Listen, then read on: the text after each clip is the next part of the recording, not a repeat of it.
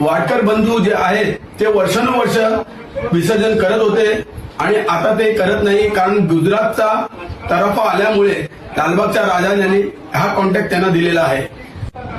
नमस्कार, मी गिरगाव चौपाटीचा नातवा हिरालाल पांडुरंग वाडकर आपल्या प्रसाद माध्यमातून बोलत आहे. आज गिरगाव चौपाटीमध्ये लालबागचं विसर्जन झालेलं नाही. काही कारणामुळे ओटी भरतीचा अंदाज लालबागच्या राजाच्या मंडळाला आलेलं नाही. आज आम्ही वाडकर बंधू बरीच वर्ष झाली लालबागच्या राजाचं विसर्जन करत आलेलो आहोत.